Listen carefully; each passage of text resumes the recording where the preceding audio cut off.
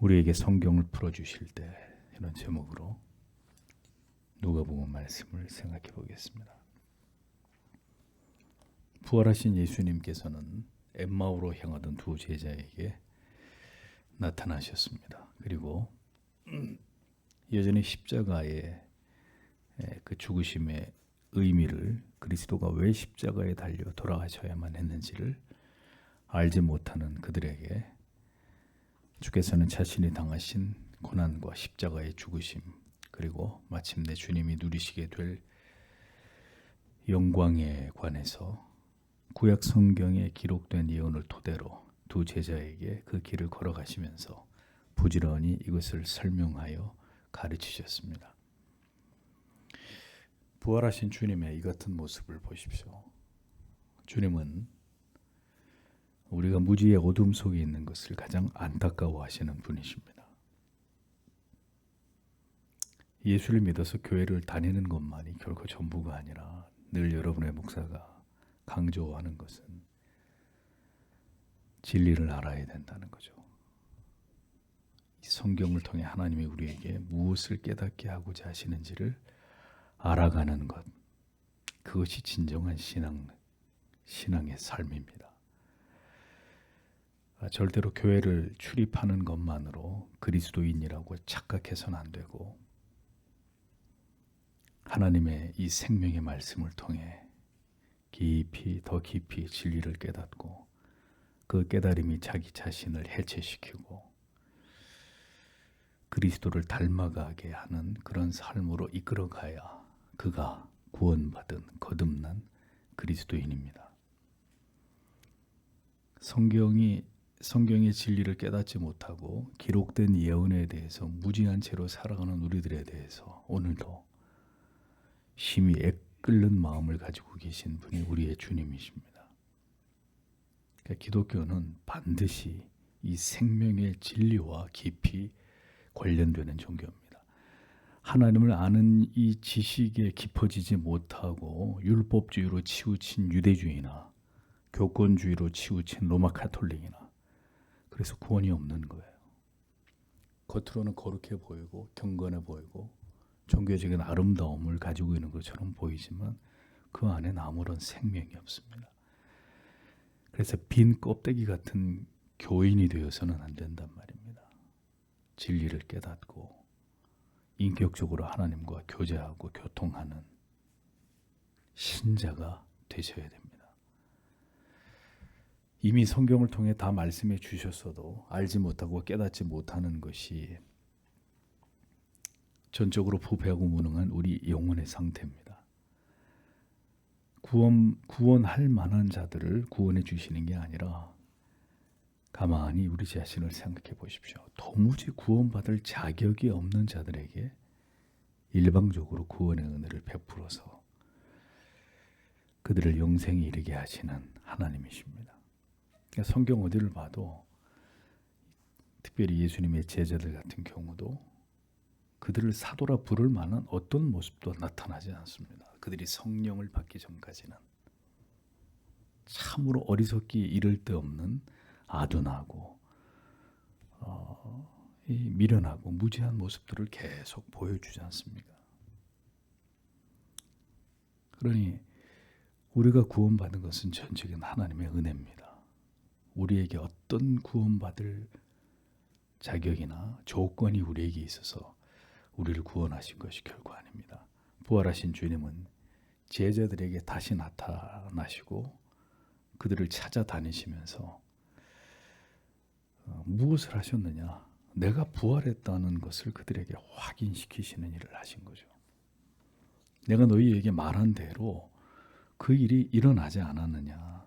구약의 예언대로 내가 살았을 때 너희에게 이러이러한 일들을 내가 겪게 될 거라고 이야기한 대로 그 일이 다 일어났다라는 사실을 부활하신 주님이 계속 주님의 사랑하는 제자들을 찾아다니면서 이것을 확신시키시는 이런 일을 부활하신 주님이 행하신 것입니다.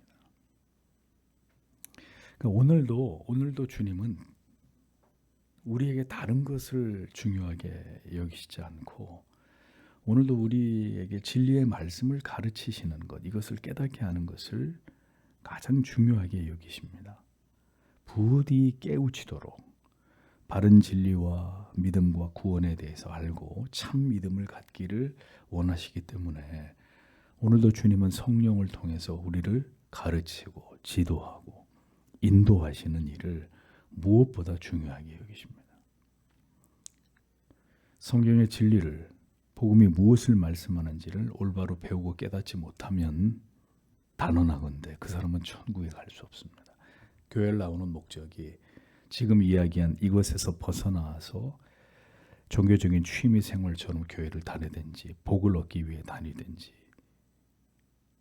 모든 화를 면하기 위한 안전장치로 기독교라는 종교를 선택한 것이든지 이런 모든 신앙은 우리 자신에게는 그것이 신앙이라고 말할 수 있을지 모르겠지만 그런 믿음은 천국에 들어갈 수 있는 믿음이 아닙니다. 교회만 다니는 교인이 되어서는 안 되고 진리를 깨달아 예수 그리스도가 나의 구주이심을 믿는 신자가 되어야 합니다. 언제나 우리가 기도해야 하는 바는 그래서 하나님의 말씀을 학자처럼 깨닫게 해주십시오. 대충 깨닫는 게 아니라 학자, 연구하고 깨닫고 증명하고 논증하고 논리적으로 그것을 이야기할 수 있는, 대충 믿는 것이 아니라 학자처럼 이 하나님의 말씀을 이해하고 깨닫게 해주시기를 모든 그리스도인들은 기도해야 합니다. 엠마오로 향하는 제자들과 주님의 모습을 이어서 보겠습니다. 28절 29절에 그리고 그들이 가고 있었던 마을로 가까이 갔다. 그리고 그는 더 지나서 가실 모양을 취하셨다. 그러자 그들이 그를 강요하였다. 말하기를 당신은 우리와 함께 머무십시오. 왜냐하면 저녁 앞에 있고 날이 이미 기울었기 때문입니다. 그리고 그가 그들과 함께 머무시려고 들어가셨다. 이렇게 기록되어 있습니다. 예수께서는 제자들에게 구약의 모든 메시아에 대한 예언을 풀어서 설명하시면서 길을 걸어오셨습니다. 그런데 어느덧 그들이 목적한 엠마오라는 마을에 도착을 했습니다. 그런데 주님은 계속해서 길을 더 가고자 하셨고 제자들은 그런 주님을 강권해서 오늘은 여기서 저희와 함께 유하시지요 하고 함께 유하기를 구하고 있었습니다. 이유는 해가 저물었고 더 길을 가는 것이 어려웠기 때문이죠. 제자들은 자신들과 함께 유하기를 거듭 주님께 요청하게 됩니다.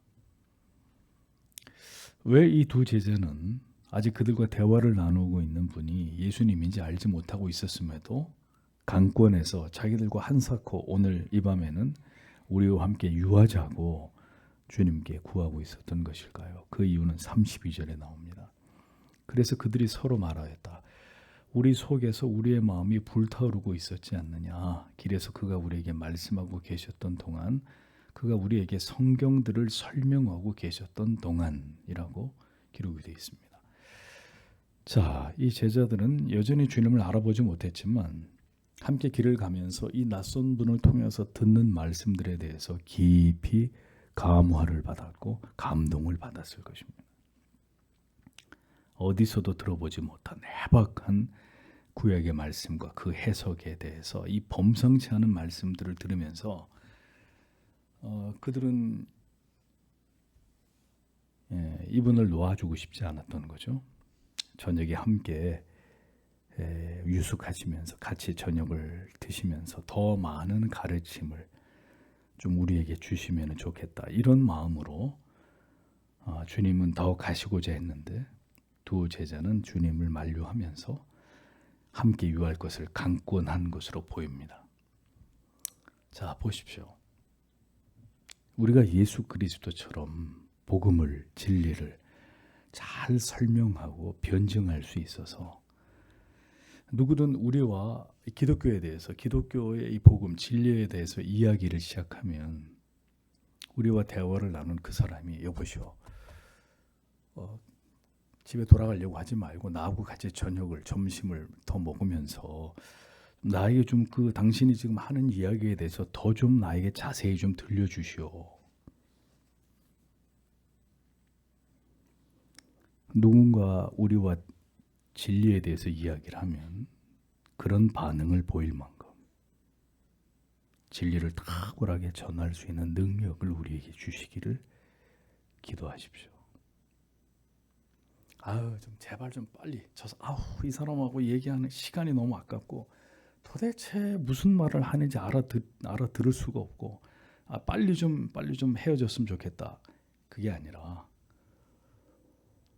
기독교의 이 진리에 대해서 이야기를 시작하면 생전 처음 듣는 이야기지만 그 말 속에 깊이 빨려 들어가서 내게 좀 그 얘기를 더해 주실 수 없어. 당신이 믿는 하나님, 예수, 성경에 대한 이야기를 나에게 좀 더 이야기해 주시오. 할 수 있을 만큼. 예수를 이만큼 믿었어도 누군가를 붙들고 내가 믿고 있는 이 진리에 대해서, 이 복음에 대해서 논리적으로 잘 설명하고 그 사람을 설득해서 굴복시키지 못한다면 여러분, 이것은 부끄러운 일입니다. 그럴 수 있지. 그럴 수 있는 일이 아니라, 물론 그가 하나님의 말씀을 받을 수 있는 택자가 아니기 때문에 한사코 거절하거나 거부할 수는 있습니다. 하지만 우리가 전하는 이 복음의 그 능력 앞에서 결코 이것을 부정하거나 외면할 수 없을 만큼의 어떤 그런 권위가 우리에게 나타나야 되는 거죠. 우리가 지금 이 생명을 전하는 복음을 이야기하고 있는데 전하는 사람마다 손살을 치면서 듣기 싫어한다. 신자는 다른 주제에 대해서 능통한 자가 돼서는 안 되고 진리를 말하고 성경을 변증하고 전하는 일에 능통한 자가 되어야 합니다. 그런데 반대로 하죠.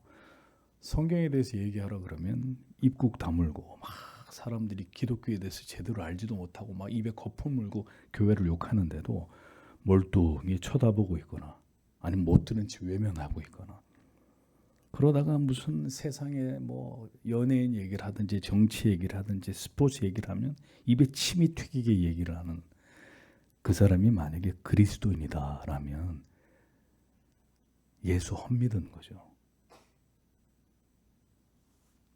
내가 믿는 예수 그리스도에 관해서도 그것을 감화력 있게 누군가에게 그것을 전달하지 못하면서 우리가 어떤 말을 그렇게 장황하게 믿지 않은 세상 사람들과 이야기를 하겠습니까? 누구든지 딱 한 사람을 붙들고 그 영혼을 위해서 간절히 기도하고 어느 날 그에게 복음을 이야기했을 때 내가 하는 말에 솔깃하게 빨려 들어올 수 있을 정도로 내가 믿고 있는 이 신앙의 실체에 대해서 분명하게 얘기할 수 있을 만큼의 우리에게 그런 능력이 있어야죠. 우리는 예수의 제자들이 아닌가요? 우리의 스승은 그렇게 탁월하게 늘 하나님의 말씀을 가르치는 일에 있어서 가장 뛰어난 분이셨는데 우리는 그 예수 그리스도를 통해서 이렇게 수없이 말씀과 교리를 배웠는데도 우리가 뭘 믿고 있는지에 대해서 믿지 않은 자들에게 말을 못한다. 제대로 이것을 설명하지를 못한다면 누가 어떻게 복음을 전할 겁니까? 당신의 말을 더 듣고 싶습니다. 제발 나하고 같이 내가 밥을 살 테니까 식사를 하면서 우리 집에 가서 더 많은 이야기를 나누었으면 좋겠습니다. 우리의 말을 들은 사람이 이렇게 반응할 수 있도록 우리도 성도 여러분 다른 거 기도하지 마시고요. 복음을 잘 전할 수 있는 능력과 하나님 우리에게 영적인 매력을 가질 수 있기를 하나님 앞에 기도하는 우리가 되어야 합니다. 마지막 때 우리에게 제일 중요한 게 뭐죠? 이 진리의 복음을 전하는 일 아닙니까?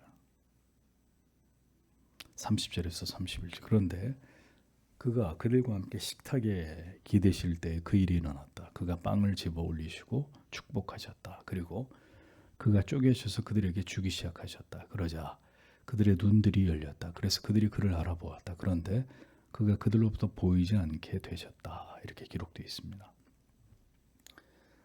자, 그들은 주님과 함께 식탁에 앉았습니다. 그러자 주님이 갑자기 빵을 집어서 축복을 하시고 난 다음에 손으로 그것을 쪼개서 나눠주기 시작하십니다. 바로 그 순간에 이 두 제자의 눈이 열려졌고 부활하신 그리스도를 알아보게 되었다고 성경이 기록하고 있습니다. 주님이 빵을 들어서 축사하신 장면은 오병이어의 기적이 일어나던 곳에서와 또 12제자들과 함께 마지막 6월절 만찬을 하시던 그 다락방에서였습니다. 이 두 사람은 12제자 중에는 포함된 제자가 아니었기 때문에 아마도 그들은 예수님이 빵을 떼시는 모습을 통해서 이전에 오병이어의 현장을 머릿속으로 떠올렸는지 모릅니다. 중요한 것은 그 순간에 그들의 영안이 열렸고 그들 앞에 계신 분이 바로 부활하신 예수 그리스도라는 사실을 그들이 알게 되었다는 것입니다. 주님과 저녁을 함께하던 중에 마침내 그들의 눈이 열려져서 이제까지 함께 길을 걸어오면서 함께 대화를 나누었던 그분이 바로 주님이시라는 사실을 그들이 알아보게 된 것입니다. 눈이 밝아져서 밝아지다라는 동사 뒤에 노이크데산 이게 수동형으로 되어 있어요. 그러니까 눈이 저절로 열린 게 아니라 누군가에 의해서 이 닫혀져 있던 영적인 눈이 열려지게 됐다는 거죠. 누군가에 의해서 그들의 눈이 열려졌다는 뜻입니다. 그러니까 눈이 닫혀져서 전혀 알아보지 못하는 것도 정한 때에 그들의 눈이 활짝 열려져서 예수 그리스도를 이 진리의 복음의 그 깊은 의미를 깨달아 알게 되는 것도 모두 하나님이 주관하시는 것이다 라는 것을 우리는 깨닫게 됩니다. 예수 그리스도가 나의 구주이심을 믿고 고백하게 되는 게 여러분 우연입니까? 그게 우연히 내 인생에서 어느 날 그냥 일어난 일입니까? 아니면 나의 노력의 결과입니까? 내가 열심히 빠지지 않고 한 10년 동안 교회 나오니까 나도 이제 예수 믿게 되더라. 이만큼 노력하니까 뭐가 되던데 우리의 노력의 결과인가요? 아무리 기도해도 목사님 예수님이 저를 만나주지 않더군요. 그래서 저는 포기했습니다. 믿음의 자리에서 미끄러진 자들 가운데 종종 이렇게 말씀하는 분들을 봅니다. 내가 간절히 기도했는데 왜 하나님은 나를 안 만나주시는 것입니까? 그러니 기도해도 아무 응답이 없으니 저도 더 이상 어쩔 수가 없습니다. 자, 이렇게 말씀하시는 이것은 믿음을 얻기 위한 올바른 태도입니까? 아닙니까? 주님께서 만나 주실 것을 믿고 잠잠히 기다리면서 아무것도 보이지 않고 들리지 않아도 그 주님이 나에게 찾아와 주시고 생애적으로 나를 만나 주실 것이라는 이 마음의 간절한 소망과 그 기대를 가지고 오늘도 한 걸음 한 걸음 주님이 명하신 그 길을, 그 믿음의 길을, 교회를 떠나지 않고 머물면서 그 믿음의 길을 걸어가는 것이 신앙을 얻게 되기 위한 중요한 태도라는 사실을 기억해야 합니다. 아니, 내가 원하는 때에 보여주고 들려주면 누가 예수를 안 믿겠어요? 내가 이만큼 기도했으니까, 이만큼 기도하고 울면서 내가 하나님 앞에 하나님 만나주시오 했으니까 당연히 만나주셔야지. 이렇게 기도했는데도 안 만나죠? 뭐 그럼 하나님이 안 계시든지 아니면 내가 택자가 아니든지 뭐 간단한 거네. 그렇게 생각할 문제냐는 거죠.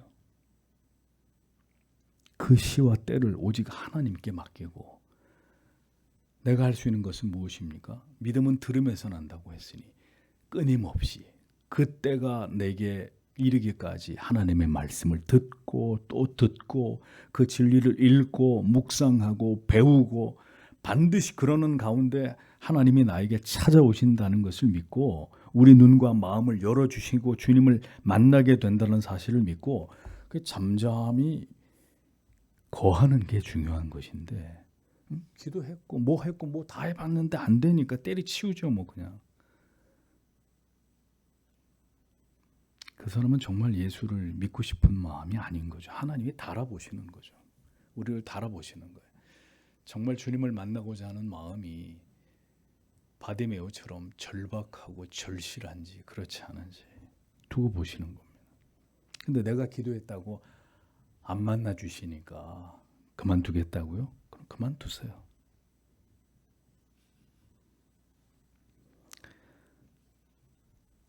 눈이 밝아져서 주님을 알아보게 되었을 때 주님은 호련히 그들 앞에서 사라지셨습니다. 왜? 왜 사라지셨을까요? 부활하신 주님이 그들 앞에 나타나신 주님의 그 뜻이 이루어졌기 때문이죠. 노상에서 주님을 통해 진리의 말씀을 들으며 그리스도에 대해서 새롭게 알게 되자 이제 그들의 눈이 비로소 열려지고 그들은 부활하신 영광스러운 주님을 뵙게 되었습니다. 그러자 주님은 그들 앞에서 사라지셨습니다. 다시 부활하신 주님에 대해서 제자들에게 그 그리스도께 일어난 영광스러운 일에 대해서 그들에게 그것이 믿음으로 와 닿도록 역사하신 이후에 주님은 또 다른 곳으로. 자, 그러니 그들이 눈이 열려 그리스도를 알아보게 된 이 과정을 보잔 말입니다. 32절에. 그래서 그들이 서로 말하였다. 아까 읽어드린 말씀이죠. 우리 속에서 우리의 마음이 불타오르고 있었지 않느냐. 언제? 길에서 그가 우리에게 말씀하고 계셨던 동안에, 그가 우리에게 성경을 설명하고 계셨던 동안에 우리의 마음이 활활 불타오르지 않았더냐. 자, 길을 가던 중에 주님이 성경을 풀어서 설명을 해주시기 시작하자 그들은 모두 그들의 마음이 뜨거워지게 된 것을 고백하고 있습니다. 뜨겁다, 카이오메네, 활활 타오른다는 뜻입니다. 주님을 향해서 우리의 영혼이 열리게 되는 때에 우리는 성경의 진리를 듣고 보게 되는 순간 우리의 마음이 활활 타오르는 것을 통해서 성령이 지금 우리 가운데 역사하고 있다는 걸 느끼는 거예요. 예? 다른 걸 하는 동안에 가슴이 활활 타오르는 게 아니라 하나님의 말씀을 풀어서 설명해 줄 때 우리의 마음이 활활 타오르는 이런 은혜를 받는 거예요. 예수를 믿게 되는 것, 회심의 역사가 일어나게 되는 것은 다른 어떤 체험이 아닙니다. 성도 여러분 잘 들으십시오. 다른 어떤 체험을 자꾸 얘기하면 그건 마귀가 그렇게 역사하는 걸 수도 있어요. 다른 게 아니라 오직 성경의 진리의 말씀을 들을 때 누군가가 이 성경을 설교하고 아니면 내가 성경을 읽는 가운데 우리의 영혼이 마치 불이 붙은 것처럼 활활 타오르게 되는 일이 일어나는 것입니다. 한 번도 살면서 경험해 보지 못한 타올랐다는 의미는 이제껏 느낀 적이 없었던 어떤 심각한 마음의 엄청난 변화가 격변이 일어났다는 거죠. 전인적인 역사가 일어나게 된 겁니다. 마음의 큰 충격과 감화, 전율, 어떤 감동과 형언하기 힘든 영적인 희열을 이 마음속에서 느끼게 된 거예요. 부인할 수 없는. 자, 그럼 여쭤보겠습니다. 여러분은 성경을 통해서 이런 감동을 느껴보셨고 지금도 때때로 설교를 들을 때 이런 전율을 느끼고 계시느냐, 가슴이 뜨거워지는 이런 은혜를 경험하고 계시느냐 하는 겁니다. 똑같은 설교가 선포되는데 똑같은 설교를 들어도 어떤 성도님은 지금 이곳에 성령이 우리와 함께 하신다는 느낌을 받고 어떤 성도님은 졸고 앉아 있는 거예요. 어떤 사람은 그 말씀을 들으면서 폭포수 같은 눈물을 흘리고 그 말씀에 깊은 찔림을 얻고 그 말씀으로 모든 문제들이 해결되는 이런 놀라운 은혜를 받는데 누구는 계속 딴 생각하면서 시계를 쳐다보면서 이 지루한 예배가 언제 끝나나 하고 있는 거죠. 눈을, 영혼을, 마음을 열어주시길 기도해야 합니다. 그러니 이게 영혼이 열리지 않고는 대책이 없어요. 영혼이 열리지 않고는 예배 시간, 성경을 배우는 시간, 교회 안에 머무는 모든 시간이 고문이 되는 거예요. 참 이게 어려운 이야기입니다. 우리가 생각할 때는 교회 오는 걸 성도들이 다 좋아하시고 성도 여러분들이 좋아하시고 설교 듣는 시간을 좋아하시고 그러니까 성경 배우는 시간을 너무너무 사모하실 것 같은데 천만에요. 절대 다수는 이 성경이 너무너무 지겹고 재미없고 성경 공부, 교리 공부하라 그러면 다 도망가시고 어쩌다가 오늘 그 뭐 이렇게 교리 공부 휴강합니다. 그러면 아이나 어른이나 다 좋아하시고. 예, 이게 우리 모습이에요. 영혼이 하나님의 말씀을 향해서 활짝 열려진 사람들. 하나님의 말씀을 더 알고 싶고 하나님이 어떤 분인지를 더 진리 안에서 깨닫고 싶고 정말 그 말씀을 보고 듣는 시간만큼 이 세상에서 나에게 소중한 시간이 없어야 되는 게 정상인데 과연 그러하냐 이거죠. 그만큼 절박해야 되고 간절해야 된단 말입니다. 하나님의 말씀을 들을 때 어느 날 비수처럼 날아와 꽂히는 그 말씀에 완전히 내 안에서 폭탄이 터져버린 것처럼 완전히 내 마음에 엄청난 어떤 무언가가 일어나고야만 이것을 경험해야 합니다. 말씀을 들을 때 그 깊이 그 말씀에 내가 찔리고 관통당해서 그 말씀에 내 심령이 아로새겨지고 나의 지정의를 완전히 뒤에 흔들어 놓는 이러한 능력의 역사를 하나님의 사람들은 경험해야 되는 겁니다. 그가 거듭난 하나님의 자녀입니다. 성령이 그 영혼 속에서 역사하고 있는 그리스도의 사람입니다. 그것이 바로 하나님의 말씀이 가지고 있는 권능, 듀나미스, 권능입니다. 하나님의 말씀이 가지고 있는 생명의 역사, 다이너마이트, 폭발해버리는 그 말씀이 떨어져서 그 영혼 속에 들어가서 그 사람을 완전히 뒤집어 놓고야만은 이게 하나님의 말씀의 역사입니다. 그럼 이게 뭐가 마음이 열려야 하나님의 말씀이 떨어지고 그래서 이게 총체적으로 변화돼서 예수를 만나고야 많은 일이 일어날 거 아닙니까? 그러니까 신앙은 여기서부터 시작하는 건데 오늘날 교회 안에 절대 다수의 그리스도인들은 아직 여기까지도 오지 못한 사람들이 절반이 넘는다는 거예요. 그냥 교회를 다니고 있는 것이 전부인 거예요.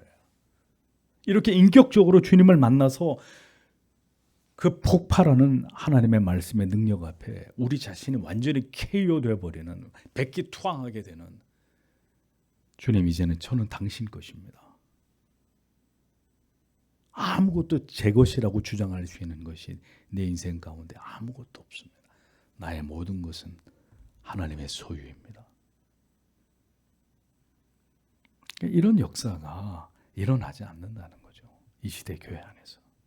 그러니 그냥 기독교라는 종교를 가지고 있는 종교인들만 교회 안에서 늘어날 뿐인 겁니다.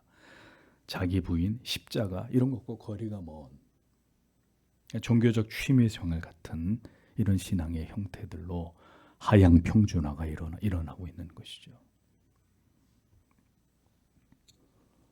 하나님의 말씀을 통해서 우리는 오늘도 우리 안에 역사하시는 하나님의 능력의 역사를 경험합니다. 그 말씀에서 성도는 힘을 얻고 위로를 얻고 생애적인 변화를 경험하고 죄를 통회할 마음을 갖게 되는 것입니다. 그 말씀에서 인생의 마침내 해답을 발견하게 되고 참 자유와 영혼의 평강을 맛보게 되는 것입니다. 그런데 이 하나님의 말씀을 듣는 것을 소홀히 여긴다면, 그 말씀을 배우는 것을 가볍게 여긴다면, 그 시간을 번번이 계속 거르게 된다면 그 영혼의 상태는 어떻게 될까요? 그 영혼의 끝은 무엇이 될까요? 그냥 말씀을 듣는 것이 아니라 이 하나님의 말씀 속에 담겨있는 능력을 경험하셔야 됩니다. 그렇게 되시기를 성령께 구하고 그러한 믿음을 사모하셔야 됩니다. 33절에서 35절에. 그리고 바로 그 시간에 일어나서 그들이 예루살렘으로 돌아갔다. 그리고 그들이 11사람과 그들과 함께한 자들이 모여있는 것을 발견하였다. 말하기를 참으로 주께서 일으켜 주셨고 그가 시몬에게 보이셨다라고.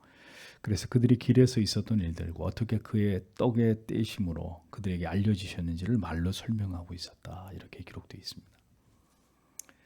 엠마오로 낙향하던 제자들 그 길로 다시 일어나서 예루살렘으로 돌아갔습니다.